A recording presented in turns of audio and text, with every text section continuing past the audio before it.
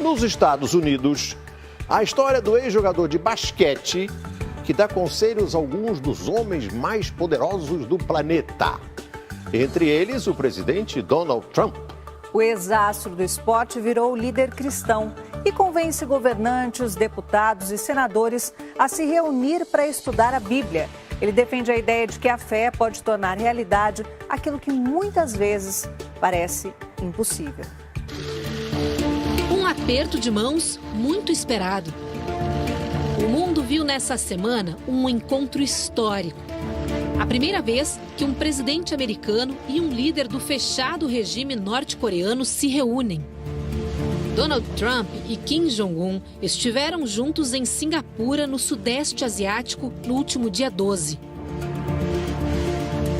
Os dois assinaram um acordo pelo qual a Coreia do Norte se compromete a desistir das armas nucleares.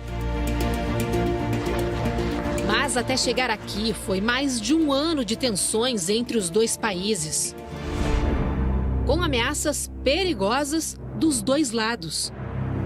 Muita gente temia um confronto nuclear nunca visto no mundo. E até mesmo os analistas políticos mais experientes não achavam que um acordo poderia acontecer. Em outras palavras, acreditar em um final feliz nessa situação seria visto como uma questão de fé e não de razão. Um grupo de estudos bíblicos americano é um exemplo de como a fé pode ter resultados reais no mundo da política. Quando este homem fala, algumas das pessoas mais poderosas do mundo param para ouvir, incluindo o vice-presidente dos Estados Unidos, Mike Pence, e o próprio presidente Donald Trump. Por isso, Ralph Drollinger é considerado um homem muito influente nos Estados Unidos. O trabalho do pastor Drollinger chegou até o centro das decisões no país mais poderoso do mundo. E uma vez por semana, um grupo se reúne aqui na Casa Branca para estudar a Bíblia. As aulas são ministradas por Drollinger, que recebeu o apelido de professor. Ele fala sobre como os ensinamentos do livro sagrado se aplicam à vida e ao trabalho dos servidores públicos. Com 2,15 metros de altura, Drollinger teve uma trajetória promissora no basquete. Por algum tempo, se recusou a disputar a milionária Liga Nacional dos Estados Unidos, a NBA. Isso porque já tinha se comprometido com uma equipe formada por jogadores evangélicos que se apresentava em todo o mundo promovendo a palavra cristã. No fim, Drollinger jogou 2 anos na NBA pelo Dallas Mavericks. Mas no auge da carreira, abandonou as quadras. Segundo ele, depois de ouvir um chamado para mudar de vida.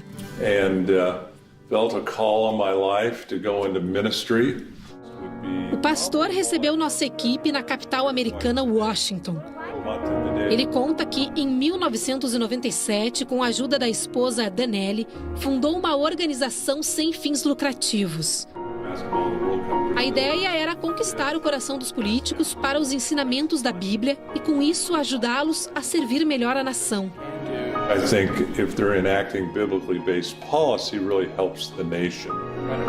Drollinger se sente abençoado por Deus lhe ter proporcionado essa possibilidade e afirma: este é o trabalho da minha vida.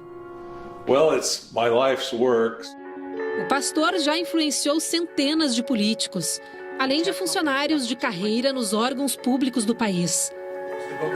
O grupo se chama Capitol Ministries, ou Ministérios do Capitólio em português, uma referência ao prédio onde funciona o Congresso americano.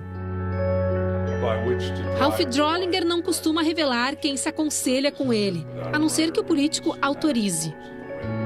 Sabemos da existência do grupo de estudos da Bíblia porque o assunto ganhou as páginas da imprensa internacional no começo de abril.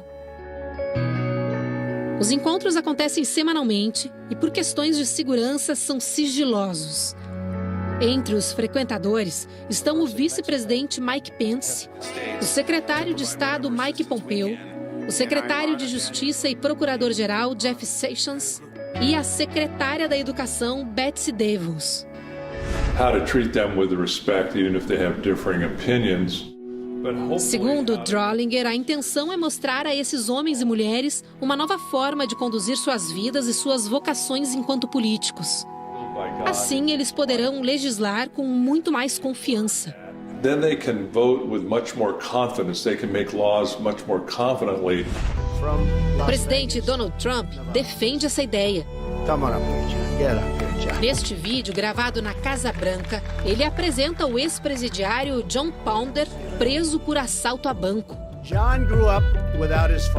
John ficou anos preso em uma solitária.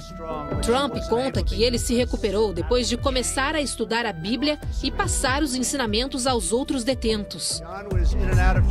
Assim, graças ao poder da oração, o que antes parecia totalmente improvável aconteceu. John se regenerou. Trump diz então que John é exemplo de que, para resolvermos os muitos e muitos problemas e grandes desafios, a fé é mais importante que o governo. E nada é mais poderoso do que Deus. Reflexões como essas estão no Ministérios do Capitólio. A organização não autoriza nenhum tipo de registro das aulas, mas 2 senadores nos receberam em seus gabinetes para conversar sobre os estudos. James Lankford participa há 7 anos. Ele explica que o livro sagrado ensina a tratar as pessoas com humildade e mostra que um líder sábio está focado em servir, não em ser servido. A person that's focused on serving more than a person that's focused on being served. Lankford argumenta que as pessoas se preocupam pouco com o lado espiritual e que os estudos da Bíblia contribuem para a vida como um todo. Ele, por exemplo, aprendeu a lidar melhor com a família, a ser honrado com o próximo e humilde nas relações pessoais. How to be able to deal with honor each other, how to deal with humility. Já o senador Steve Daine está envolvido com o grupo há quase 4 anos. And we share breakfast together. Daine conta que os participantes discutem princípios como a humildade, a integridade e a bondade. Para o senador, qualidades necessárias especialmente para quem exerce o poder. Amongst our leaders. Hoje, os ministérios do Capitólio reúnem cerca de 60 deputados e senadores americanos de 2 dos principais partidos dos Estados Unidos, o Democrata e o Republicano. Além de 12 dos 17 integrantes do gabinete presidencial dos Estados Unidos. Os políticos deixam de lado as rivalidades partidárias para focar no livro sagrado. Há ministérios do Capitólio em 42 das 50 capitais americanas. Em outros países, já são 24 representações. Em agosto, a organização inaugura um ministério em Brasília. Aos 63 anos de idade, o pastor não pensa em parar. Ele explica que os ensinamentos da Bíblia são necessários não só para os Estados Unidos, mas para líderes de todos os países. Por isso, o objetivo de Ralph e Danelle Drollinger é levar os ministérios do Capitólio para todo mundo. Drollinger costuma passar lições de casa a outros alunos que não conseguem comparecer todas as vezes. É o caso do vice-presidente Mike Pence. O presidente Donald Trump não vai aos encontros na Casa Branca, mas é cristão e se comunica com Ralph Drollinger por meio de notas escritas de próprio punho. He'll write me notes back on my written Bible studies, encouraging notes. Segundo o pastor, Trump pretende participar quando a vida estiver mais calma. He wrote me when things settle down. Vida mais calma? A notícia dessa semana pode ajudar bastante.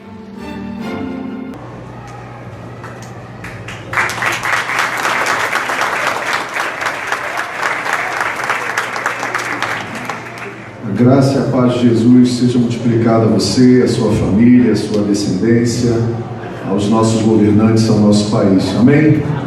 Estamos compartilhando um tempo muito especial e Deus está fazendo grandes coisas no mundo. Deus está fazendo coisas extraordinárias no mundo. E o que me chama bastante a atenção é que Deus está fazendo isso através de pessoas simples. Através de pessoas que decidiram amá-lo de verdade, de todo o coração, e entenderam de verdade o chamado de Deus para vivermos uma influência celestial nessa terra, aonde Ele tem nos colocado. O vídeo que nós acabamos de assistir agora, ele não vai ser multiplicado em algumas emissoras, por isso eu fiz questão de passá-lo aqui pela manhã e agora também pela noite, não dando ênfase a nenhum líder mundial, não dando ênfase a nenhum partido político, mas dando ênfase à essência do que está por trás, transformando esses homens e mulheres que são super importantes para a nossa caminhada, para o nosso bem-estar, para a nossa vida, para a nossa segurança, para a nossa paz, para a nossa tranquilidade, a influência que eles estão recebendo através da palavra de Deus e do Deus da palavra, para se tornarem verdadeiros homens do bem, para legislar, para governar, para administrar, para supervisionar, para presidir o nosso país tão amado de maneira digna, verdadeira, justa e honesta.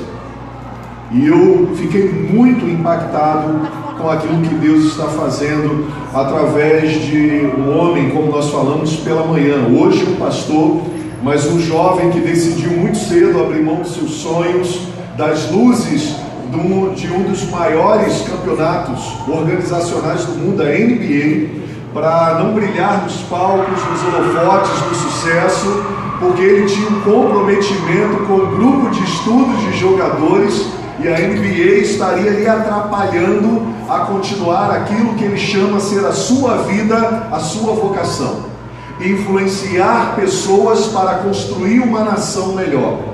E depois, acredito eu que ele não imaginaria, mas Deus revelou à sua esposa, revelou ao seu coração, que esse desejo, este amor, essa disponibilidade de se render a Deus, de se render ao seu amor, à sua palavra, aos seus princípios e valores, seriam estendidos para a construção não só da nação americana, mas também para todo o mundo. E hoje é o que acontece. A palavra de Deus, as orientações, os princípios e valores da palavra de Deus para construir pessoas, construir vocações, construir estados, municípios e um país melhor e mais justo, pois a alegria de toda terra não é a seleção brasileira, a esperança do brasileiro não é a seleção brasileira de futebol, a esperança da população brasileira não é um partido político, uma ideologia política para os pobres, para os empresários, para os ricos, não.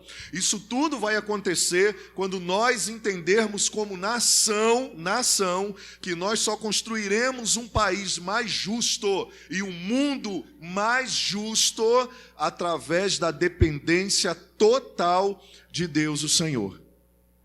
Eu posso ouvir um amém, pelo menos? O que tem acontecido é que os crentes estão descrentes das verdades bíblicas. Os crentes estão descrentes e se afastando cada vez mais dos princípios de Deus para a sua vida. Nós ouvimos de 2 senadores ali, que nem cristãos são, o testemunho vivo deles, pois eu dei uma pesquisada neles, como os princípios bíblicos estão mexendo nas suas estruturas e nas suas raízes, para transformar não só a realidade vocacional desses homens, de servir ao mundo, de servir a sua nação e a sua pátria, mas esses princípios e esses valores que nós sabemos que carregam a presença de Jesus Cristo, estão mexendo na sua estrutura, como seus princípios, sua honra, sua maneira de se relacionar com a sua família, com a sua esposa, com seus filhos. A maneira como eles sentem mais segurança em legislar para o povo sem abrir mão dos princípios de Deus. Como isso impacta e deve impactar a nossa vida no momento tão especial que nós estamos vivendo no Brasil. A história relata que todos os países que hoje estão vivendo um tempo de justiça social, eles tiveram que sangrar por um tempo. Eles tiveram que sofrer por um pouco de tempo. Eles tiveram que viver experiências ruins para que a mudança acontecesse nas raízes, para que a mudança acontecesse de verdade aonde ela tem que mudar e para que as pessoas estivessem se voltando para a pessoa que realmente tem o poder e a capacidade de mudar a realidade do mundo. No caso dos Estados Unidos, eles estão voltando ao berço inicial. Eles estão voltando ao princípio da rendição, da adoração, de viver não só os benefícios daqueles que amam a Deus, mas também amar o Deus dos benefícios que Ele pode trazer. Porque hoje nós queremos os princípios de Deus, os valores de Deus, os benefícios de Deus, mas estamos voltando as nossas costas para Deus. Ficamos envergonhados em declarar nossa fé em amor e em respeito.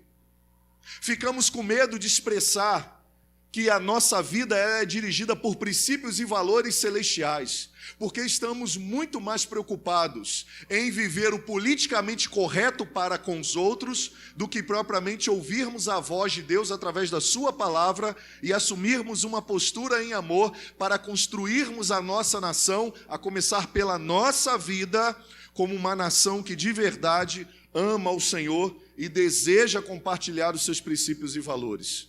Nós vivemos hoje esse relativismo religioso.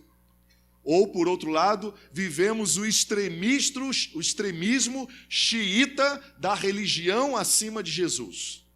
São dois polos muito perigosos. E quando nós encontramos uma notícia como essa, que você não vai ouvir em todos os canais, de equilíbrio, de sabedoria, trazendo a palavra de Deus como possibilidade e o poder da palavra, transformando as pessoas de dentro para fora, para viverem suas vocações, como Deus estava estabelecendo na sua própria palavra e no seu governo, nós precisamos dar muita publicidade, mas também precisamos analisar, fazermos uma reflexão do quadro hoje que está instalado no Brasil, onde nós encontramos muitos culpados, muitos responsáveis, mas procuramos poucas pessoas se colocando como uma resposta para as questões que estão assolando a nossa nação e o nosso povo.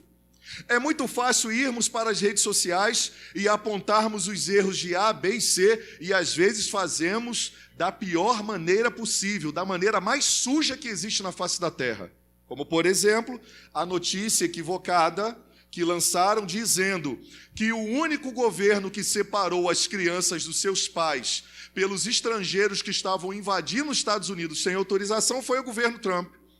E o Barack Obama já fazia isso há muito tempo e os outros, porque é uma prática nos Estados Unidos, quando as pessoas acessam os Estados Unidos sem autorização, separar os pais das crianças. É uma maneira de se colocarem como a melhor escolha para nós, mas é a melhor maneira para eles. Mas para nós é a maneira mais suja, mentirosa e irresponsável que existe na face da terra. Apesar de todas as questões que estamos vivendo, nós precisamos reavivar em nossos corações o interesse pela verdade, o interesse de buscar as verdadeiras informações. E como pastor, eu quero sugerir a você mais uma vez, como pastor de algumas centenas que estão aqui, de algumas centenas que não estão aqui, estão lá assistindo pelas redes sociais, que rede social, WhatsApp, Facebook, Instagram, não são fontes de informações. Só para lembrar. O historiador que só conta a história da sua visão política também não é a pessoa mais aconselhável. Nós precisamos pesquisar e nos informarmos, e isso dá trabalho, crescer dá trabalho, buscar informação dá trabalho, se formar dá trabalho, não ser manipulado dá trabalho, mas quando as pessoas descobrem que nós não somos manipulados pelas pessoas, pela mídia, mas escolhemos a vontade de Deus, pois, como verdadeiros cristãos, professamos a nossa fé, somos dirigidos por uma fé, por um Senhor, pela sua vida, pela sua história, pela sua palavra. Isso vai incomodar muita gente, porque nós não seremos mais manipuláveis pela história só de um povo de esquerda, pela história só de um povo de direita, pela história só de um povo de centro-direita, de centro-esquerda, só de centro, de baixo, de cima, da lateral, de onde vier. mas nós estaremos buscando de verdade ouvir, ver o cenário e tomar decisões e conclusões para a construção de uma nação justa, uma nação que realmente é a nação que Deus deseja construir, mesmo que para isso eu tenho que abrir mão de todo o aprendizado que eu recebi até hoje, para que o povo possa usufruir de toda a bondade, de todo o cuidado, de toda a bênção de Deus sobre as suas vidas, porque até hoje nós estamos vivendo já há muitos anos e temos aberto mão de muitos princípios e muitos valores para a construção de bem-estar de um grupo de pessoas que cada dia mais tem demonstrado a sua frieza e a sua maldade para com a humanidade. Para aqueles todos, aqueles que são mais fracos, aqueles que estão vivendo em necessidades, sejam elas físicas, emocionais ou espirituais. Porque quando nós falamos de necessidades, nós precisamos olhar que não são só necessidades físicas que as pessoas estão enfrentando. As pessoas estão sendo alvo da destruição de áreas específicas da construção do que nós denominamos na área da saúde de saúde. Um ser, para ser considerado saudável, ele tem que viver bem. E aí eu acrescento, com a sua espiritualidade, com as suas emoções e com o seu físico. Você pode estar com seus exames todos em dia, colesterol, glicose, tudo no esquema, e mesmo assim você está doente emocionalmente e espiritualmente. O contrário também é verdadeiro. Você pode estar muito bem emocionalmente com seu corpo doente. Quando nós falamos de saúde, nós falamos de um ser completo vivendo a saúde na sua completude. É um ser que realmente transpira saúde. Ele tem saúde, ele tem equilíbrio. E o que nós estamos vivendo é um quadro caótico da doença espiritual e emocional, que está afetando o físico dos seres humanos. E a proposta da palavra de Deus e do Deus da palavra é construir uma nação justa, uma nação verdadeira. Porque uma nação não se constrói sem trabalho. Uma nação justa e verdadeira não se constrói da noite para o dia. Uma nação justa e verdadeira não se constrói sem a participação do povo. Mas a grande verdade é, como é que este povo vai ajudar na construção de uma nação, ou vai determinar a construção de uma nação mais justa? Quais são os princípios e valores primeiros, ou de raízes, que devem nortear a vida desses, eu e você, para construirmos uma nação, para construirmos uma pátria melhor, para construirmos um Estado e um país melhor? Isso passa por mim e por você. E o que eu quero compartilhar com você nessa noite é um pouquinho sobre a nossa participação, sobre a construção de uma nação, sobre a construção de uma nação abençoada e uma nação abençoadora. A palavra de Deus em Provérbios, capítulo 29, versículo 2, diz assim: quando os justos se multiplicam ou florescem, o povo se alegra. O povo se aflige quando o perverso governa. Vamos ler todos juntos? Vamos lá. Quando os justos florescem, o povo se alegra. Quando os ímpios governam, o povo geme. O que é que nós estamos vendo hoje no quadro político do nosso Brasil? É que os justos, eles não estão florescendo. Na verdade, a intenção de marginalizar a democracia, de marginalizar a boa política, não a politicagem, atingiu o coração de muitas pessoas. E com isso as pessoas de bem, pelo sistema, pela violência, pelo esquema, deixaram de florescer, com medo de pagar um preço que para elas é muito alto, de permanecerem firmes e fiéis a princípios e valores estabelecidos por Deus. E olha que eu não estou falando de gente só que é cristã, não.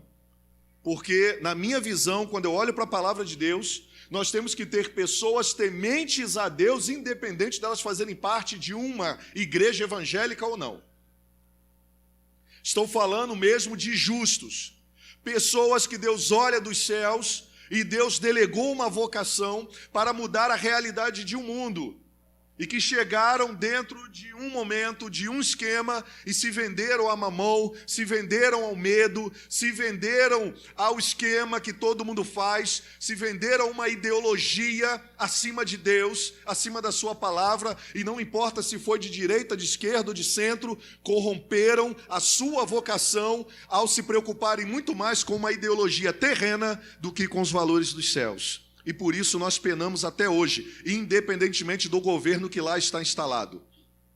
Hoje nós pagamos a conta de um governo irresponsável, que apesar de no início começar políticas que eu acreditava, que eu via no primeiro momento, que seriam para o povo, que seriam para transformar a nossa nação, porque eu nunca duvidei que o problema do Brasil não é dinheiro, o problema do Brasil não é gente trabalhando, o problema do Brasil é a corrupção, a maldade, o afastamento de Deus, que faz com que o coração dos seres humanos sejam resgatados pelos seus desejos e suas convicções, e eles rapidamente abandonam Deus, como acontece em Juízes, se você for ler.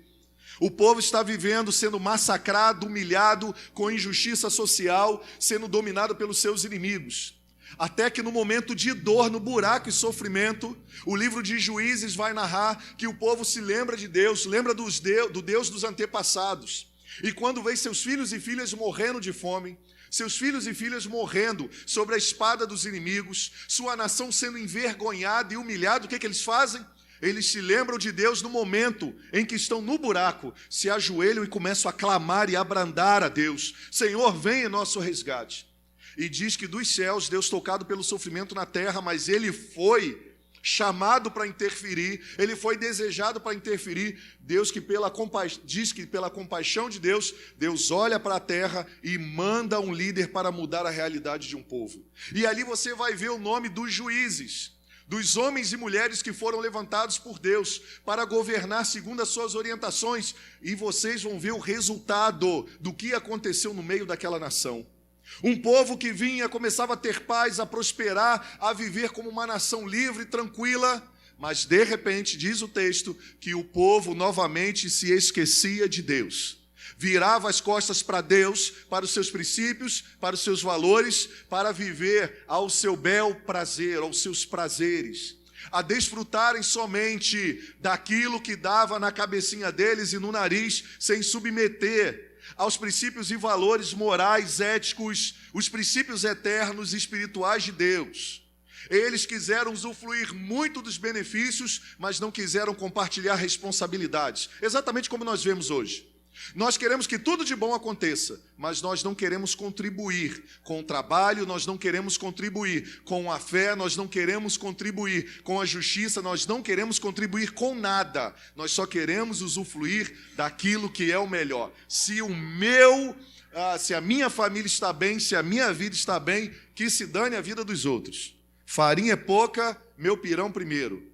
Virar as costas para Deus. E diz o texto que, novamente, só quando eles estavam no buraco, eles se ajoelhavam e clamavam a Deus. E Deus, por graça e misericórdia, novamente estendia a sua mão, levantava uma líder, e essa líder, pela covardia do líder que foi levantado, ela se levanta, ela vai à frente do povo, ela é juíza, ela é que julga as causas do povo, ela é que governa, ela que institui lideranças, ela que vai à frente da guerra dos inimigos para proteger o seu país que estava sendo montado. Alguém lembra de quem eu estou falando?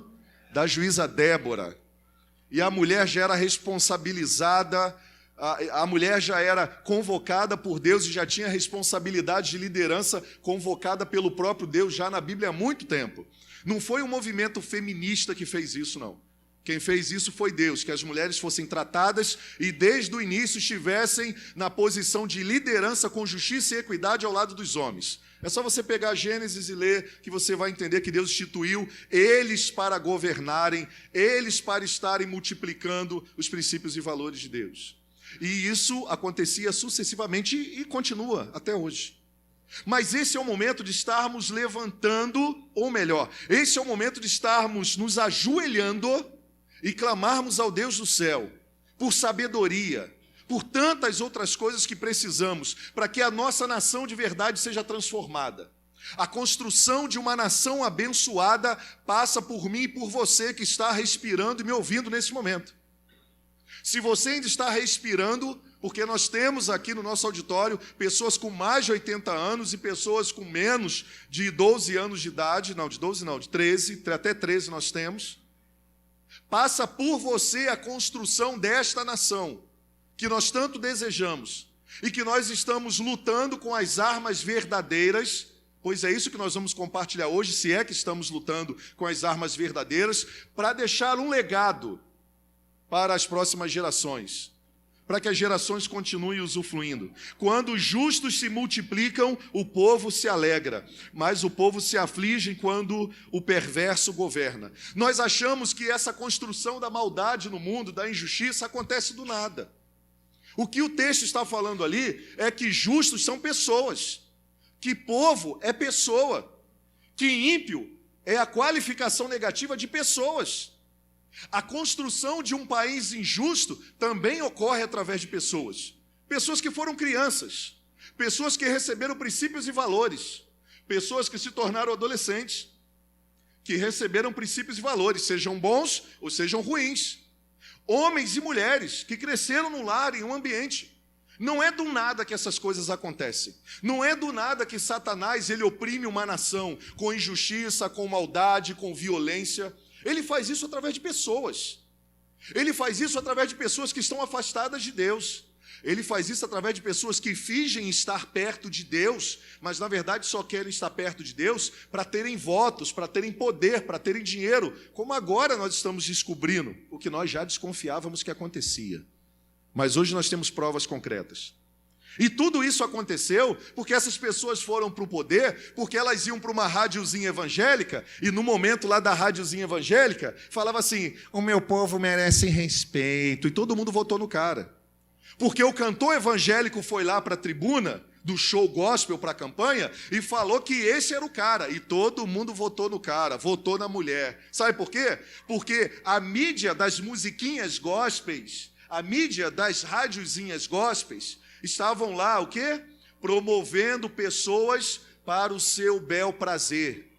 E nós, povo responsável de pesquisar, de ir atrás, de ver os princípios e valores pautados na palavra de Deus, para votar ou não votar, para eleger ou para não eleger, para cobrar, fomos alienados pelo convitezinho, o meu povo merece respeito. E hoje nós vemos que tipo de respeito essas pessoas tinham pela gente. E olha que esses são só alguns tubarões, porque tem peixinho também. Porque nós estamos falando daqueles que roubaram bilhões, tem aqueles que roubaram milhões, tem aqueles que roubaram centenas de milhões, dezenas de milhões e milhões por milhões. Hoje nós estamos vendo o resultado de uma pátria que nós ajudamos a destruir. E o Senhor nos convoca hoje para darmos uma virada nisso. Mas como é que nós vamos dar uma virada nisso? Como é que nós vamos construir uma nação abençoada e abençoadora, uma nação mais justa para todas as pessoas? Olha o que diz a palavra de Deus em Provérbios 29, 4. No mesmo aí capítulo 29, 4, diz assim, quando o governo é honesto, o país tem segurança, mas quando o governo cobra impostos demais, a nação acaba em desgraça. Vamos ler tudo juntos? Vamos lá. O rei que exerce a justiça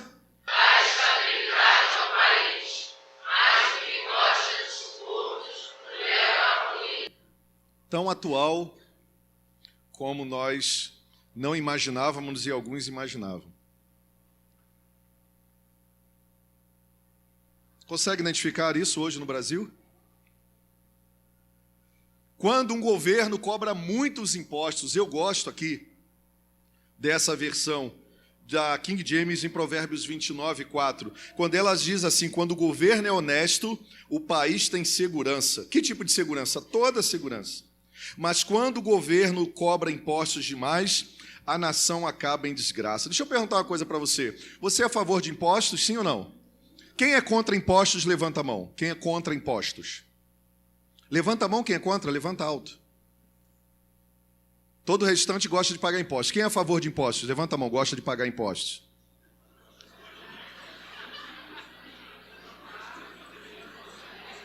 Ué, rebelião no meio do culto? Eu não dei a palavra para vocês não, mandei só levantar a mão. Vou fazer a pergunta de novo. Fazer a pergunta de novo. Quem não gosta de pagar impostos, levanta a mão. Estou fazendo a mesma pergunta. Quem não gosta de pagar impostos, levanta a mão. Eu falei isso. Agora, quem gosta de pagar impostos? Só mudei a ordem. Quem gosta de pagar impostos? Eu gosto de pagar impostos. Eu gosto de pagar impostos. Alguém falou ali, eu não gosto de pagar impostos excessivos. Esse é um dos primeiros problemas do nosso país, a nossa cultura de só querer ter vantagem e não participar da construção de um país melhor. Você começa a identificar nisso, sabe por quê? Quando você diz que você não gosta de pagar impostos, ou aqueles que até burlam o sistema para não pagar impostos, você está dizendo que você não é a favor de saúde para aqueles que não podem pagar, de escola para aqueles que não podem pagar, de segurança para aqueles que não podem pagar. Agora, a grande questão não é pagar impostos ou não pagar, é eu entender a minha participação e como o governo está colocando em prática a cobrança desses impostos e também a aplicabilidade desses impostos. Porque o que nós vivemos hoje no Brasil, primeiro problema gravíssimo, pessoas desonestas que tributam de forma excessiva o povo para pagar a sua roubalheira que nós estamos vendo agora. Porque eu gosto de pagar os impostos. E eu seria muito mais feliz se eu visse os meus impostos, porque eu pago todos eles. Todos os impostos. Todos. Eu faço questão que lá do meu salário seja descontado a tabela para o imposto de renda, apesar de eu saber que é muito grande. E como pastor não ter carteira assinada, eu poderia ocultar, como muitas pessoas fazem, muitas pessoas que exercem o ministério fazem, para burlar e pagam uma tabelinha para contribuir menos do que deveria. Eu não. Isso não faz de mim uma pessoa melhor do que qualquer outra pessoa, porque isso não tem a ver comigo. Isso tem a ver com a visão que eu tenho de um país. Porque se eles não vão administrar da maneira que deveriam, o problema é deles, Deus vai cobrar deles. Mas eu também não posso ficar inerte, sem levantar a minha voz de maneira consciente, respeitosa e dobrar os meus joelhos para a construção de uma nação melhor. Eu sou a favor de impostos, mas eu sou a favor de impostos justos. Eu sou a favor de impostos porque senão eu não estaria mantendo a vida de pessoas idosas e doentes que não podem mais trabalhar através do INSS. Como era antigamente na época de Jesus. Uma mulher, quando era abandonada na época de Jesus, você não sabe o sofrimento que essa mulher, essa família tinha. Sabe por quê? Porque naquela época não tinha INSS, não. Você reclama da vida hoje? Você não sabe como era a vida na época de Jesus. Tributos altos, e uma mulher que não tivesse um filho trabalhando para sustentá-la, ela não teria o que comer, por isso muitas viravam prostitutas. Muitos viravam mendigos e moravam na rua. Sabe por quê? Porque não tinha assistência. E aí a igreja do Senhor levanta para pegar os excluídos e abre uma hospitalidade, uma prática hospitaleira fora da cidade para acolher leprosos, doentes, cegos, prostitutas que eram vistos como marginais, amaldiçoados por Deus. E um povo cristão se levanta e começam a criar as casas de hospitalidade, que dá origem àquilo que nós sabemos hoje para aliviar a dor dos seres humanos, chamado hospitais. Você sabia disso? Não sabia, né? Como é que um povo que se diz chamar pelo nome do Senhor não sabe que foi o cristianismo responsável por toda a arte bela que nós temos no mundo, pelas maiores grandes descobertas científicas do mundo, pelas melhores músicas do mundo, pelos melhores hospitais e universidades do mundo. Era um povo que recebeu a iluminação e a direção dos princípios e valores de Deus para construir tudo isso no mundo. Como é que um povo que se diz do Senhor não vai pesquisar isso? Vai ser dirigido e manipulado por mídia, pela cabeça do professor da universidade. Pelo amor de Deus. Eu não tive crise nenhuma quando eu fui para a universidade. Eu não era pastor, mas eu tinha minha fé tão convicta, eu pesquisei tanto a história, que quando eu chegava e via um professor falando uma besteira com muito respeito, eu falava: professor, como tivemos uma aula uma vez, que a minha professora de psicologia, com doutorado, virou e falou assim: porque como Darwin afirmou que o homem veio do macaco, nós temos a evolução... Esperei ela acabar de falar, levantei a mão: professora, é só para consertar aqui a minha ignorância, porque as placas colaram. Aonde foi mesmo que Darwin falou que o homem veio do macaco? Porque eu não me lembro disso. Onde foi que Darwin escreveu isso? Por favor, me ajude. Porque estão colocando na conta de Darwin coisa que ele nunca falou. Mas você vê uma mentira sendo divulgada até hoje para combater a teoria qual? Criacionista. Deus criou o homem à sua imagem, a imagem de Deus os criou, moral, homem e mulher os criou. E aí eu invento uma mentira, todo mundo acredita. E agora vivo uma briga dentro do próprio meio evangélico, ou povo de Deus, ou cristãos, ou discípulos de Jesus, seja lá como você chame, a briga entre criacionistas, evolucionistas, esquerda, direita. Porque a melhor forma de você separar um povo para saqueá-lo e roubá-lo é você dividi-lo, é você colocar intriga, é você colocar facção, é você colocar discórdia. Isso é um princípio já antigo, você também não sabia disso. Que para você dividir um governo, você coloca mentiras. Essa é a maneira que a política é divulgada. Eu estou doido que comecem os debates, para que as mentiras apareçam de verdade, porque o povo às vezes tem preguiça de procurar a verdade, porque procurar a verdade dá trabalho. Aí o Senhor diz que o governo da injustiça e da maldade se multiplica porque o povo justo se cala. O povo justo não vai atrás, o povo justo não pesquisa. Mas nós precisamos mudar esse quadro. 2 Crônicas, capítulo 7, versículos de 11 a 22. Como construir uma nação abençoada e abençoadora. A partir do versículo 11, 2 Crônicas, capítulo 7, diz assim a palavra do Senhor. Quando Salomão acabou de construir o templo do Senhor e o palácio real, executando bem tudo o que pretendia realizar no templo do Senhor e em seu próprio palácio, o Senhor lhe apareceu de noite e disse: ouvi a sua oração e escolhi este lugar para mim, como um templo de sacrifícios.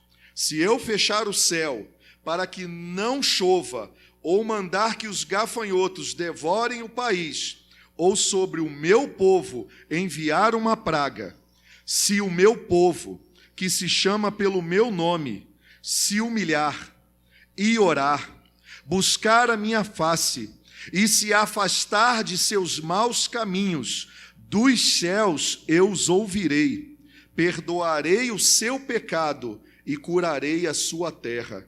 De hoje em diante, os meus olhos estarão abertos e os meus ouvidos atentos às orações feitas neste lugar, pois escolhi e consagrei este templo para que o meu nome esteja nele para sempre. Meus olhos e meu coração nele sempre estarão. Uau! Como construir uma nação abençoada? Através do vídeo nós percebemos que coisas extraordinárias começaram a acontecer naquele país que outrora foi o berço do maior número de envio de missionários aos 4 cantos do planeta Terra, como foi a Europa um dia. Os maiores avivalistas se levantando na Europa, na Holanda, na Inglaterra, nos Estados Unidos, e nós só estamos aqui compartilhando em liberdade o Evangelho de Jesus e a sua palavra por causa desses homens e mulheres que acreditaram que o princípio para construir uma nação de verdade, justa e abençoada, não começa do acaso, começa de uma intencionalidade, de uma atitude de um povo.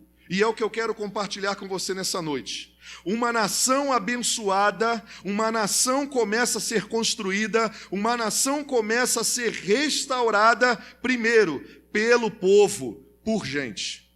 Eu preciso entender isso. É pelo povo que começa.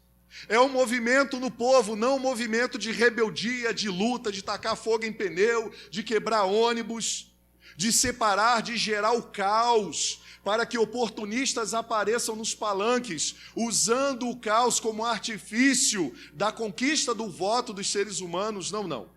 A construção de uma nação abençoada e uma nação justa começa pelo povo. Pelo que no povo? Por um povo que se humilha diante de Deus. É assim que começa uma nação mais justa.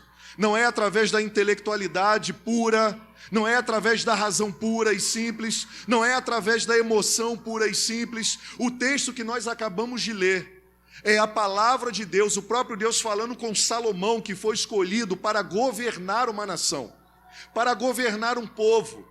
Diante do pedido de Salomão a Deus, e eu quero fazer uma correção, que pela manhã eu falei que na hora de sacrificar bois, a lei dizia que Salomão deveria sacrificar um boi, um touro, um boi. E eu falei que ele sacrificou 1000. Eu errei feio. Ele sacrificou 22.000. A lei dizia que Salomão deveria sacrificar um boi a Deus antes de assumir o governo do seu país, o reinado do seu país. E a lei dizia que ele tinha que pegar um boi forte, porque o boi forte, o touro, ele representava que o rei estava ali derramando toda a sua força, todo o seu poder, para que Deus reinasse através dele. E a lei dizia, sacrifique um boi. Salomão não queria mesmo depender de força nenhuma dele. Ele falou, pega 22.000 bois, vamos sacrificar. E diz o texto que eles ficaram mais de 20 e poucos dias festejando e sacrificando os bois.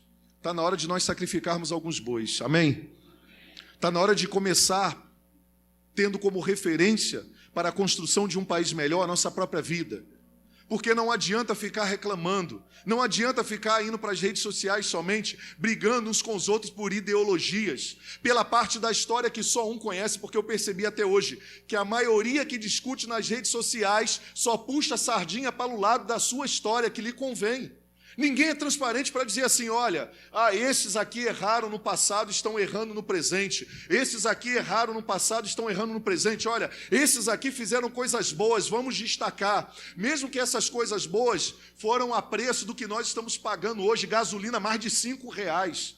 Coisas caríssimas, um salário mínimo que não é reajustado a partir da perda que nós temos pela inflação. Apesar de tudo isso, nós precisamos dizer, olha, isso aqui estava dando certo, olha, isso aqui estava dando errado. Não, o que nós vemos é uma ideologia barata de separação, de confusão entre o povo. E o pior, o povo de Deus cai nessa.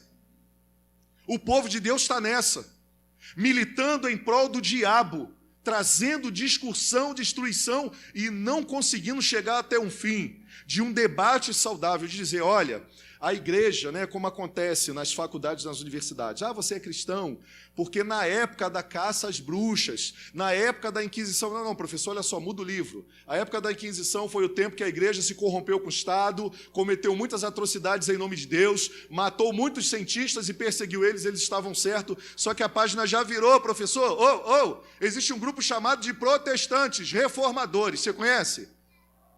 Eu vou comprar alguns livros para o senhor começar a ler. O que eles começaram a fazer no mundo? O senhor conhece a história de John Wesley? O senhor conhece a história desses homens de Deus? Eu estou falando dos grandes avivalistas. O senhor conhece esses homens e essas mulheres? Não. Então eu vou dar alguns livros para o senhor ler, para depois o senhor ter a sua mente um pouco mais, menos cauterizada, para nós começarmos a conversar um pouquinho sobre essas coisas. Porque o senhor não sabe de nada sobre a transformação no mundo, sobre o que esses homens fizeram no Brooklyn, nos Estados Unidos, o que eles fizeram na Inglaterra, enquanto um caos social estava sendo estabelecido. O senhor não sabe o que a palavra de Deus fez. O senhor não sabe o que o verdadeiro avivamento de um homem que foi proibido de pregar na igreja como John Wesley, porque a mensagem dele incomodava os religiosos, a mensagem dele não tinha voz na igreja, e ele fez de um latão, no centro das ruas, o púlpito dele para pregar, e a revolução do bem chegou, e a marginalidade e a criminalidade foi colocada a zero, porque esses homens estavam se convertendo como aqueles que nós vimos no vídeo. Porque um homem que pegou a prisão perpétua, no primeiro momento ia pegar, foi encontrado por alguém que acessibilizou o Estado, o ensino da palavra de Deus a ele na prisão. E lá com o ensino da palavra de Deus, ele se converte e é regenerado por Jesus. E agora ele tem o ministério dele dentro da prisão, alcançando os outros presos, para que novos homicídios, latrocínios, roubos, estupros não acontecessem no mundo. E o cara é honrado por um presidente, porque estava sendo esquecido por outro lá dentro. E ele é chamado, sabe por quê? Porque as grandes transformações Deus está fazendo através do seu povo. Se o meu povo, que se chama pelo meu nome, a grande revolução começa com um povo, a construção de uma nação verdadeira começa um povo que se curva diante de Deus, se humilha diante de Deus, não diante a corrupção, a ideologia partidária, política, filosófica, mas de gente que se curva diante de Deus, irmãos. Sabe o que significa a palavra hebraica utilizada nesse texto aqui em 2 Crônicas? Sabe o que significa se curvar, se humilhar diante de Deus? não diante da corrupção. Caná significa abaixar-se e curvar-se diante de Deus. É isso que significa humilhar-se. O homem está se exaltando acima de Deus, dos seus princípios e valores. Como consequência, nós estamos colhendo exatamente o fruto das nossas escolhas. Quando não, estão se humilhando e se curvando debaixo da religião, que destrói e mata as pessoas com palavras, com religiosidade, ao invés de acolher as pessoas de verdade, viver uma vida em que a vida que é vivida sirva de atração para que as pessoas nos escutem. São os religiosos xiitas que vão para as redes sociais maltratar as pessoas, agredir as suas escolhas religiosas, agredir as suas opções sexuais, dizendo que são monstros, ao invés de respeitar a liberdade que o próprio Deus a cada um deu para viver da maneira que achasse melhor, mas que também deixa colher exatamente o fruto das suas escolhas. Se Deus permite isso, quem sou eu e você para ficarmos destruindo as pessoas? Nós não podemos estar nos humilhando, nos rendendo e nos curvando a nada mais, a nada menos do que ao Senhor, o nosso Deus e Pai. O dia que a nação começar, através do seu povo, a se render de verdade, a se humilhar diante de Deus, a abaixar-se diante de Deus, o orgulho e a exaltação de si mesmo não tiver mais lugar na vida do povo e na vida do povo de Deus, diz o texto que o Senhor vai ouvir dos céus as nossas orações. Sabe por que as nossas orações não são ouvidas? Sabe por que as nossas orações não são ouvidas? Porque nós paramos de nos curvar diante de Deus, atitude de obediência e humilhação. Sabe o que Salomão fez antes dele sacrificar os bois? Antes dele escrever esse texto e ouvir a voz de Deus aqui?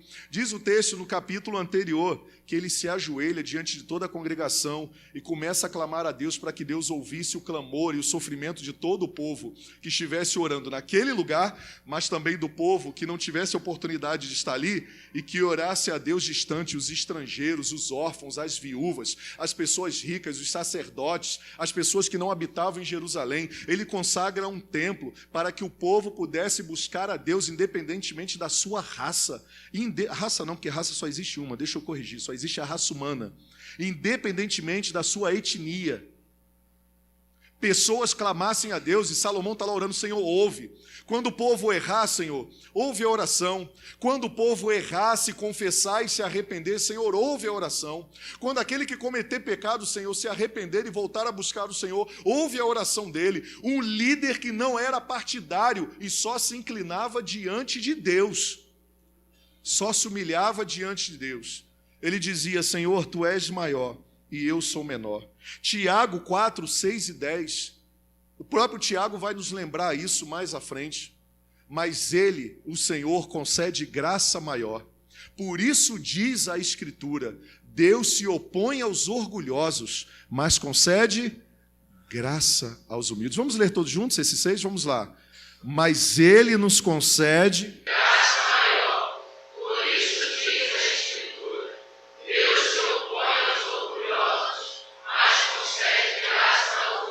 o 7, portanto, submetam-se a Deus, resistam ao diabo, e ele fugirá de vocês. Aproximem-se de Deus, e ele se aproximará de vocês. Pecadores, limpem as mãos, e vocês que têm a mente dividida, purifiquem o coração. Entristeçam-se, lamentem-se e chorem. Troque o riso por lamento e a alegria por tristeza. Humilhem-se diante do Senhor e Ele os exaltará. Que a palavra de Deus continue se cumprindo, porque ela se cumpre, mas que ela se cumpra nas nossas vidas e na nossa nação. Amém, irmãos? Uma nação para ser construída, e construída de maneira abençoada e abençoadora, começa com um povo que se humilha diante de Deus, um povo que não se curva à corrupção, aos benefícios irregulares, à maldade, à perversidade, à imoralidade. Um povo que tem o seu prazer na lei do Senhor, um povo que medita nela de noite, um povo que busca, se aproxima de Deus, um povo que sabe que realmente Deus deseja nos ouvir, mas Deus não ouve qualquer pessoa. Ou melhor, Deus ouve todas as pessoas, mas Ele não atende todas as pessoas. E o que me chama a atenção é que a construção da nação saudável, pois aqui o Senhor fala que vai restaurar a nação, começa com o povo de Deus. Ele diz, se o meu povo, que se chama pelo meu nome. Onde está o povo de Deus clamando? Onde está o povo de Deus contribuindo? Aonde está o povo de Deus não se curvando? Cadê os profetas e as profetisas que não estão se curvando à corrupção? A corrupção do espírito, do corpo, da alma, das emoções, por dinheiro, por vantagens, por benefícios, por segurança. Cadê o povo? Cadê o povo, gente? Cadê o povo que não está se curvando? Cadê o povo que Deus chama para clamar? O povo de Deus. Ele está dizendo, vocês querem cura para a nação? Vocês querem que uma nação seja construída com justiça e equidade? Começa com a sua transformação. Porque o povo que está lá governando um dia estava aqui. O povo que está governando lá um dia esteve aqui na terra, no meio de famílias. Saiu de famílias, não surgiu do nada. Saiu de ambientes, talvez que Deus era vivido e anunciado. Outros, talvez, Deus nunca foi respeitado nem honrado. Pessoas que nunca se curvaram a Ele de verdade. Segunda coisa, segunda atitude, para construirmos uma nação abençoada e abençoadora, precisamos construí-la, e ela é construída através de um povo que ora a Deus sem cessar e constantemente. O próprio versículo 14 fala sobre isso. E se o meu povo, que se chama pelo meu nome, fizer o quê? Se humilhar e orar. É a segunda atitude que nós precisamos ter. É um povo que ora. Sabe o que significa orar? Significa dialogar com Deus. Dialogar com Deus para tomar decisões a partir da sua vontade, dos seus princípios e valores. Gente, nós estamos virando tantas costas para Deus, que o problema acontece lá na hora de constituir uma família, quanto mais construir, liderar e governar uma nação.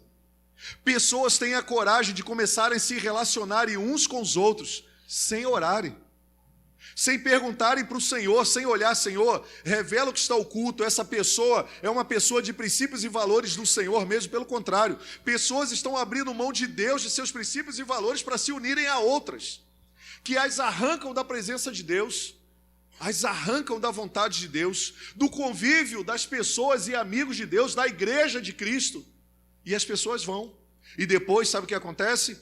Elas voltam e tentam voltar para o convívio de Deus, buscando restauração, porque elas saíram da presença do Pai, foram viver as suas vidas sem orar, sem pedir a Deus conselhos, sem pedir a Deus orientações, sem pedir a Deus confirmações, sem colocar em peso os valores que aquela pessoa cultivava, aquela pessoa ao qual elas estavam se unindo. Elas não viram, ou não quiseram ver, ou negligenciaram os princípios e valores, e depois voltam destruídas. Só que pode voltar, Deus acolhe, Deus perdoa, Deus começa a restaurar, mas as consequências e as marcas na alma e no corpo continuam. Elas continuam e geram problemas gravíssimos. Se o meu povo, que se chama pelo meu nome, se humilhar e orar, o Senhor nos convoca a estarmos orando pelas nossas vidas, pelos deputados futuros, pelos senadores futuros, pelos, agora presidente não, mas presidente sim, mas não mais por prefeitos e vereadores agora, mas também por prefeitos e vereadores. E como é que está a nossa pesquisa? Você é daqueles que caiu na onda de Satanás, que colocou na sua cabeça para marginalizar a política? Você vai se omitir? Porque os justos não se multiplicaram, os injustos governam. Quando eu e você não pagamos o preço da construção de uma nação abençoada e abençoadora, através da oração, através da pesquisa de saber quem são as pessoas que nós devemos colocar lá, nós vamos pagar o preço. E a responsabilidade é nossa. A responsabilidade é minha e sua, de quem votou, de quem não votou, de quem fingiu que não deveria votar, porque falou, eu estou de paciência cheia, eu não quero mais saber disso. A responsabilidade é sua. E Satanás conseguiu o que ele queria, marginalizar a política e o exercício da democracia. Orar para votar, sim. Só orar, pastor? Não. A palavra oração já diz, é orar mais ação. Quais são os princípios e valores que norteiam esse candidato? Quais são os princípios e valores? A Bíblia diz que o justo, quando ele governa, o povo vive em paz e segurança. Quem é justo? Quem é honesto? Quem tem ficha limpa? Você vai reeleger aqueles políticos que estão lá de novo? Você vê o preço que nós pagamos na Baixada Fluminense? Porque vendemos o nosso voto por 4 anos de emprego. Emprego não, subemprego. E vende-se por causa de um pedaço de pão. E vende-se por causa de uma proposta benéfica só a mim mesmo. Nós precisamos orar e investigar. Pessoas justas, verdadeiras, que amam a Deus, que temem a Deus, que valorizam o princípio que nós valorizamos. A vida de verdade. Será que ele já fazia isso, ou ela já fazia isso, ou só é marketing de campanha? Vai lá no YouTube e veja os discursos anteriores. Larga um pouquinho lá a rede social só para ficar vendo algumas coisas e vai se envolver de verdade com a construção do seu país. Porque você quer que isso aqui se torne uma Grécia? Você quer que isso aqui se torne uma Venezuela? Você quer que isso aqui se torne um Cuba na vida? Da maneira que está? Você quer realmente isso para os seus filhos? Você quer as atrocidades que acontecem nos mundos que também estão bem economicamente? Onde já foi legalizado maconha, droga, aborto, todo mundo se mata, todo mundo pode fazer sexo no meio da praça, não importa se está passando uma senhora, uma avó, um avô, porque as pessoas têm que ter liberdade de expressão. Vai ter liberdade de expressão dentro da tua casa. A tua liberdade termina quando a liberdade do outro começa. Nós perdemos o senso de respeito ao próximo. Vamos para o meio da praça, igual na Holanda. Estava liberado a fazer sexo explícito na praça. Passa uma senhora de idade de 70, 80 anos, 65 anos, tem que se deparar com aquilo, uma agressividade, uma imoralidade. Vai fazer isso dentro da sua casa, vai pagar motel, vai fazer em outro lugar, pô. Vai fazer na praça pública. Isso é uma ameaça. Isso é uma destruição. O formatador dos bons costumes. Pega teu filho e coloca lá na frente para ver quando você tiver ele. Você faria isso? Você faria isso com a sua filha? Vai pegar o cigarro de maconha e ensina teu filho desde pequenininho a fumar. A liberdade de expressão. O moleque tem liberdade para escolher, segundo alguns deputados, o moleque tem liberdade para escolher, ou a menina, assinar sozinho os seus pais, esse é o projeto de lei, a mudar de sexo. Pode assinar, eu quero mudar de sexo. Olha, tem gente militando para que adolescentes cheguem na justiça e digam assim, ó, eu quero fazer uma cirurgia para mudança de sexo. Aí você pega esse mesmo indivíduo e fala assim, você vai trabalhar. Não, é forçado, não pode. Você vai ser responsabilizado pelos seus crimes e pela sua maldade. Não pode. Eles não têm cabeça para isso. Peraí, gente. Ou eu sou muito idiota, ou pelo amor de Deus, tem alguma coisa errada. Eu estou maluco, gente? Por favor, me ajudem. Eu devo estar maluco. Porque é uma incoerência muito grande. Não a pena de morte, precisamos decidir se nós somos a favor da vida. Porque tem crente que é contra o aborto, mas é a favor da pena de morte, só não legaliza isso. Bandido bom é bandido? Pode falar, não fica com vergonhinha não. Bandido bom é bandido? Eu sou contra o aborto. Você é contra ou a favor da morte, filho? Você é contra ou a favor? O que você pensa está sendo submetido aos princípios e valores de Deus? Bandido bom é bandido preso com dignidade, indo para uma cadeia para se recuperar, se é que ele vai querer, pagando a sua pena sem redução de pena. Bandido bom é bandido que cumpre assim. Porque o bandido bom é bandido morto até que seja o meu filho, o teu filho. Quando é o meu filho, o teu filho, a esperança vai até o final, crendo na regeneração dele. Mas como não é o nosso filho, bandido bom é bandido morto. Logo, a gente acaba com a violência matando o violento. A gente acaba, como eu preguei na semana passada, a gente acaba com o sofrimento das mulheres que morrem nas clínicas de aborto clandestinas, matando o feto, que não tem nada a ver com isso. Então a gente acaba, com a violência matando o violento. Fazer o seguinte, vamos acabar com a fome no país, gente boa. Tem uma solução ótima. Vamos matar o faminto, pô. Acabou a fome no mundo, não é assim que a gente resolve os problemas? Vamos acabar com a fome? Jogar uma bomba nuclear no Nordeste, aqui nas áreas pobres do Rio de Janeiro, da Baixada Fluminense, acabou o problema. Não é assim que a gente resolve? É assim, irmão? Sim ou não? Como é que a gente resolve? Orando, se humilhando, buscando a Deus, porque sem Deus nós somos capazes de cometer as maiores atrocidades da face da terra. E alguns até em nome de Deus. E alguns até em nome de Deus. A nação abençoada e abençoadora é construída por um povo que ora. Precisamos escolher gente do povo que se ajoelha diante de Deus com o corpo, com a alma e com o espírito. dialoga com o Pai, conversa com o Pai, coloca as suas vontades na dependência do Pai, depende das orientações do Pai.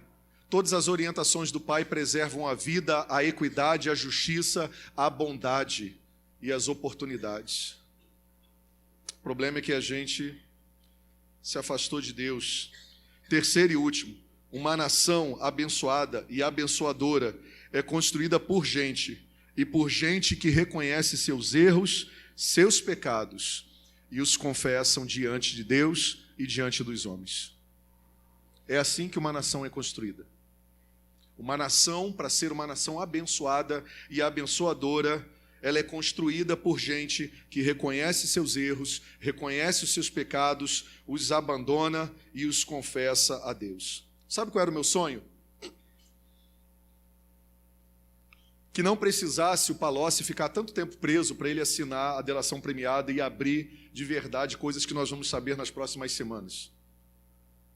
Sabe qual era o meu sonho? Dignidade humana. Que a Dilma, naquele dia que foi dada a oportunidade para ela, eu já falei isso aqui. Não só a Dilma, eu estou usando a Dilma pelo que aconteceu. Todo mundo sabe que ela foi bode expiatório, que ela contribuiu também, mas que ela não é a única culpada disso, o PT não é o único culpado, e você sabe disso. Espero que você não precise, né, de gente brigando com você para você entender isso. Sabe o que eu esperava? Cadeia nacional, todo mundo voltado para aquele momento. Acho que seriam ou foram dados a ela 30 ou 35 minutos, ou 40 minutos, ou 1 hora, sei lá. E ela foi ao microfone. Você sabe que eu sou meio Alice no País das Maravilhas, né? Falei assim, caramba, essa mulher vai mudar a história da política no Brasil. Sabe o que ela vai fazer? Todo mundo já sabe. Ela vai chegar ante o microfone e vai dizer assim, povo brasileiro que eu respeito e amo, que eu militei até de maneira equivocada para implantar uma outra ditadura diferente da ditadura que foi implantada. Esses eram os princípios e valores. Eu vim aqui diante de vocês hoje para dizer que eu amo a minha nação e eu cometi muitos erros. E eu quero me confessar diante de Deus e diante de você. Foi um esquema montado mesmo para roubar, para enriquecer poucos, para botar a culpa em todo mundo, obras superfaturadas, e eu sabia, Lula sabia, FH, sei lá se sabia, eu não sei se ele sabe, se ele não sabe, e esses partidos sabiam, e todos os líderes desse partido sabiam. Tá aí, povo, eu quero pagar pelos meus pecados, eu quero pagar pela minha conduta, mas eu quero dizer que a partir de hoje eu vou viver uma vida de dignidade diante de Deus e diante do meu povo. Amém, encerrado. Menos de 5 minutos. Você já parou para pensar se essa mulher faz isso? Daqui a 2 anos ela vinha candidata, ela seria presidente da República de novo. Se fosse verdadeiro, se fosse arrependimento de verdade, se voltar às práticas da política e ideologias que eles tinham de verdade, de beneficiar mesmo o trabalhador, ficar 12, 16, 14 anos no governo, cadê a reforma agrária? Cadê a reforma tributária? Cadê a reforma na educação? Ah, mas muita coisa boa aconteceu. Não, e em 14 anos não é muita coisa boa acontecer, não. É transformar a realidade de uma geração. Quando eles começaram a governar, a gente que nasceu tem 14 anos agora.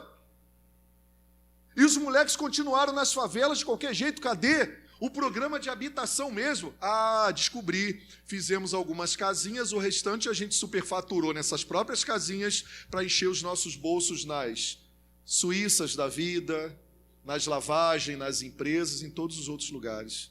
Ah, entendi. Ah, mas a gente fez 3 mil, então, mas o dinheiro que você roubou era para fazer 100 milhões de casas.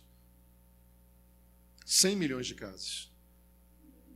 Ah, eu tinha um sonho. E como eu sonhei que isso acontecesse. Como eu sonho que os que estão presos um dia marquem uma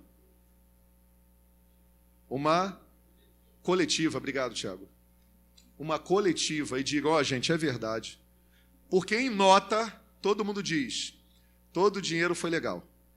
Não tenho culpa de nada. Eu já sei até o discurso de cor. Você sabe qual é o discurso, lembra? Quando foram consultados, o que aconteceu? Dizemos que tudo que foi arrecadado foi de maneira honesta, que não temos parte com isso, e cremos que a justiça se levantará, a justiça será feita. Graças a Deus está sendo feita. E tomara que seja feita para todos, amém? A começar por mim e por você, amém? Que a justiça seja feita a todos, a começar por mim e por você. Porque uma nação de verdade abençoada começa pelo povo. Um povo que luta por não corrupção é um povo que não se corrompe. Um povo que luta pela justiça de Deus é um povo que se curva a Deus da justiça. Um povo que clama por paz é um povo que vive a paz com Deus, a paz consigo mesmo e a paz com o próximo. É assim que começa, é assim que a Bíblia diz. Então, essa nação é constituída por gente que reconhece os seus erros, pecados, os confessa a Deus e os abandona. É isso que o texto diz. Se o meu povo que se chama pelo meu nome se humilhar e orar e buscar a minha face e se afastar dos seus maus caminhos. Tem todo um processo e atitudes antes de uma nação ser restaurada. Tem que mudar atitudes. Se afastar dos seus maus caminhos é decidir tomar novas atitudes. Quarto, a nação que clama, que se humilha, que ora, que é participativa, que confessa os seus pecados, os seus erros a Deus, que muda as suas atitudes, ela será alvo da benevolência de Deus. Deus, nosso Pai, nos ouvirá trazendo perdão e recomeços. Se o meu povo, que se chama pelo meu nome, se humilhar e orar, e se converter dos seus maus caminhos, e buscar a minha face de todo o coração, então eu ouvirei dos céus, perdoarei os seus pecados, e sararei a sua terra, sararei a sua nação. Atitudes importantes para a construção de uma nação abençoada. Sararei, curarei, é a palavra hebraica que nós tanto cantamos para Rafá. A palavra curarei aqui significa sarar de verdade. Deus, ele vai sarar a nação. O Senhor Jesus está nascendo no Brasil, irmãos, amém? O Senhor está sarando e começou um movimento por baixo e por cima ao mesmo tempo. Começou pegando os poderosos e aniquilando eles nas suas próprias armadilhas, nas suas próprias assinaturas, nas suas próprias palavras, nas suas próprias empresas. Eles estão sendo pegos nas suas próprias atitudes. O Deus Rafá está restaurando. Sabe o que significa isso? Restaurando ao estado normal, porque o que nós estamos vendo não é o normal. É isso que significa Rafá em hebraico. Restaurar ao estado normal. E qual é o estado normal? O estado normal é o estado que Deus estabeleceu. Justiça, igualdade, bondade, misericórdia. Esse é o estado natural de Deus. Mas será que esses princípios estão sendo vividos por nós? Aí nós percebemos que para construir uma nação abençoada e abençoadora, precisa ser restaurado o estado normal ou o estado espiritual na nossa vida. E aí Deus vai curar a nação de verdade. Ele tem promessas incríveis sobre a restauração de nações. Oséias capítulo 6, versículos de 1 a 3, olha o que diz a palavra do Senhor. Venham, diz o Senhor, voltemos para o Senhor. Ele nos despedaçou, mas nos trará cura. Ele nos feriu, mas sarará as nossas feridas. Leia o 2, por favor, e o 3. Depois...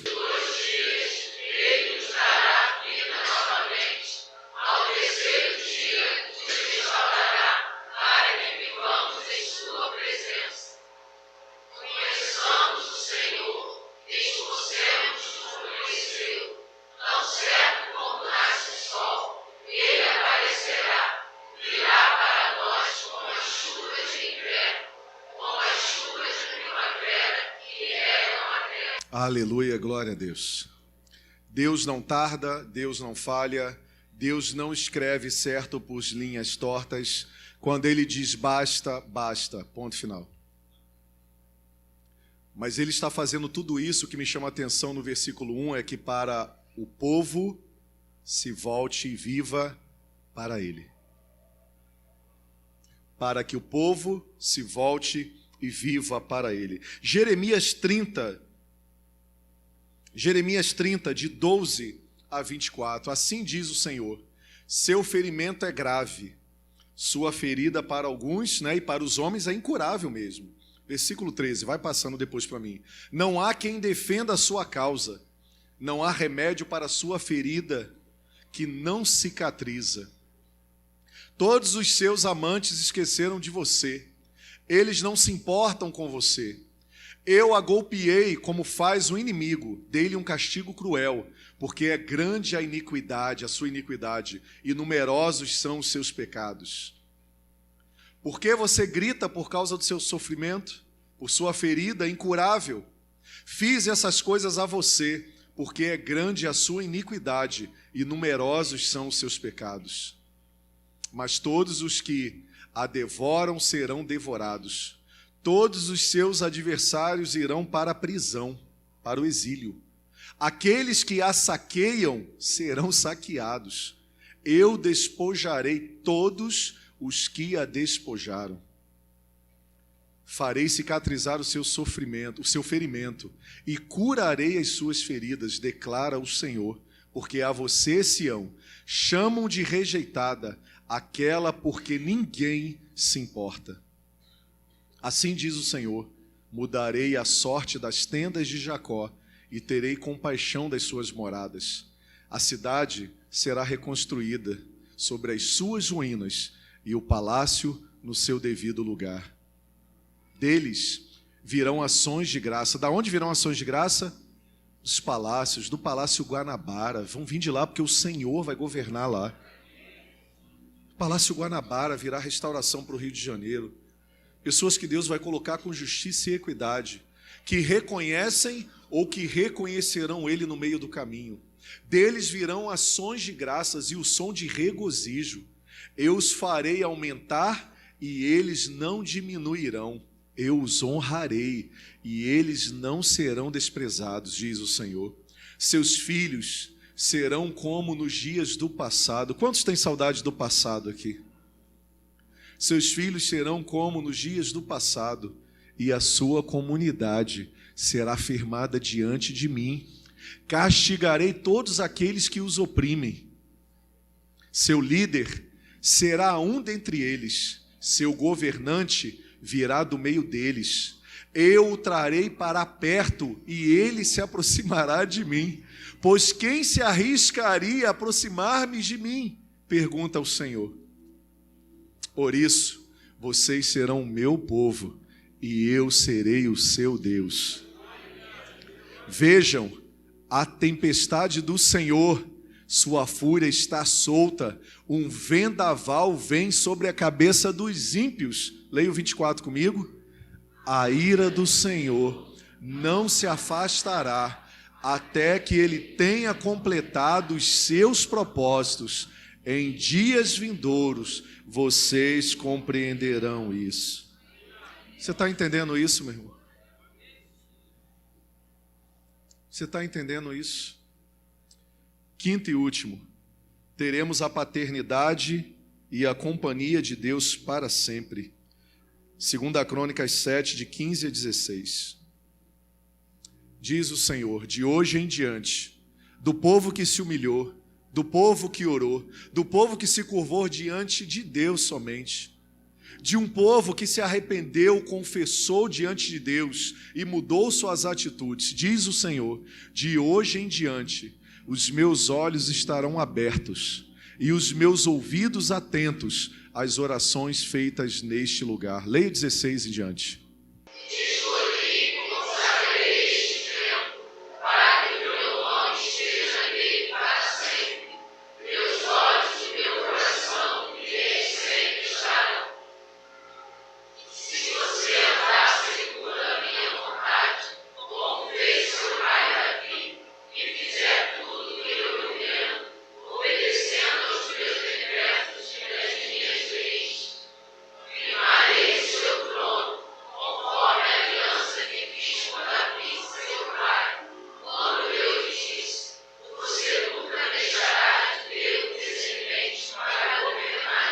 Até aí.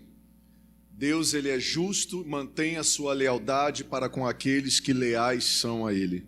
E o salmista termina com um dos textos mais lindos e cantados em épocas como essa. Salmo 33, versículo 12. Vamos ler todos juntos? Como é feliz a nação que tem o Senhor como Deus, o povo que ele escolheu para lhe pertencer. Voltemos para o Senhor, irmãos.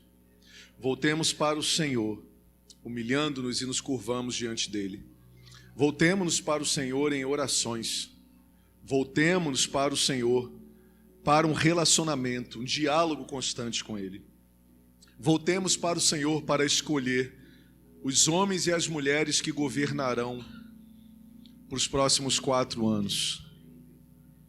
Voltemos para o Senhor pedindo perdão pelos nossos pecados, pelos nossos erros, confessando esses pecados, se arrependendo e abandonando esses pecados, pois o Senhor promete não só ouvir as nossas orações, atender às nossas orações, permanecer com o seu olhar e os seus ouvidos abertos às orações que serão feitas em todos os lugares da face da terra.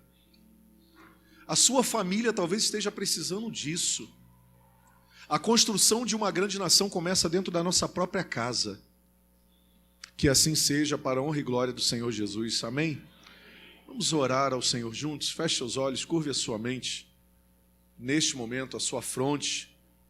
Pai, em nome de Jesus, nós clamamos, Senhor, ao Senhor, o nosso socorro bem presente, o nosso abrigo em tempos de tempestade, que não venhamos a nos abalar, porque temos a Tua palavra e a Tua presença, nos direcionando e nos informando que todas essas coisas deveriam acontecer. Elas poderiam não ter acontecido, mas nós sabemos que o Senhor está trazendo um tempo de limpeza ao Brasil, Senhor. O tempo de sofrimento e choro está acabando, o Senhor está nos limpando nas raízes. O Senhor está entrando nas entranhas do nosso ser. O Senhor está discernindo o bem do mal, justiça de injustiça, bondade, ó Deus, de maldade. O Senhor está eliminando a corrupção de dentro de nós. Pai, em nome de Jesus Cristo, nós agradecemos ao Senhor, porque por um pouco de tempo temos que padecer. Nós não somos daqueles que desistimos, nós clamamos pelo nosso Brasil, pátria amada, terra abençoada pelo Senhor em todos os cantos, uma terra amada de um povo escolhido pelo Senhor também, para viver as tuas grandezas, para viver com o Senhor, para compartilhar seus princípios e valores, para compartilhar a sua justiça, a sua equidade, Pai. Senhor, em nome de Jesus, nós pedimos perdão ao Senhor pelos pecados cometidos, pelos pecados não confessados, e neste momento nós ofertamos as nossas vidas. Nós não queremos mais ser uma farsa, Senhor. Nós queremos ser purificados pelo Senhor. Nós queremos ser santificados pelo Senhor. Nós queremos viver nos curvando diante do Senhor. Nós queremos viver a ação poderosa do Deus Rafá, aquele que refaz e restaura todas as coisas como no princípio, Senhor. Isso começa na nossa vida, Pai. Faça isso por graça e misericórdia. Que não haja resistência ao teu agir, à tua cura nessa noite. Que não haja resistência, ó Deus, à purificação pelo sangue de Jesus sobre as nossas mentes, sobre as nossas mãos. Pai, nós ofertamos as nossas mãos que outrora tenham praticado injustiças, iniquidades e maldades, Senhor. Purifica nossas mãos. Purifica a nossa mente, Pai, por todo pensamento contrário ao Senhor. Todo pensamento usado contra o Senhor. Senhor, purifica nossas mentes. Senhor, purifica o nosso coração, Senhor. Um coração que durante anos amargurou, viveu e compartilhou o ódio, ó Deus, a injustiça, a maldade. Senhor, purifica os nossos corações. Purifica-nos, Senhor. Purifica nossas emoções, Pai. Nós somos teu povo e queremos viver como povo seu. Volte a ser o nosso Senhor. Volte a ser o nosso governante, Pai. Através de pessoas que temem ao Senhor. Senhor, nos ajude a escolher, ó Deus, de verdade. Nós estamos perdidos, Pai, em alguns momentos. Nós estamos desorientados porque nos afastamos do Senhor. Mas nós atendemos o teu convite de voltarmos para ti nessa noite, em nome de Jesus. Senhor, cura a nossa nação. Que os próximos representantes, deputados, senadores, presidente e vice-presidente, ministros e ministras de todas as áreas, sejam pessoas tementes ao Senhor, pessoas que se curvem diante do Senhor para governar todo o povo que está na face deste Brasil, Senhor.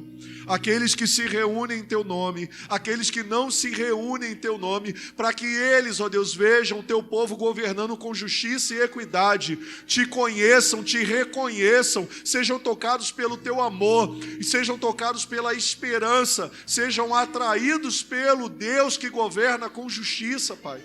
Porque é através da Tua bondade que eles serão atraídos ao Senhor. A bondade vivida, a justiça vivida e multiplicada através da nossa própria vida. É assim que se constrói uma nação justa, abençoada e abençoadora, Senhor. Tendo o Senhor como Deus. Feliz é a nação cujo Deus é o Senhor. Feliz a vida cujo Deus é o Senhor. Feliz a família cujo Deus é o Senhor. Feliz o governo cujo Deus é o Senhor. Volte a ser o nosso Deus e Pai, Senhor. Por graça e misericórdia, nós clamamos em nome de Cristo Jesus. Amém e amém.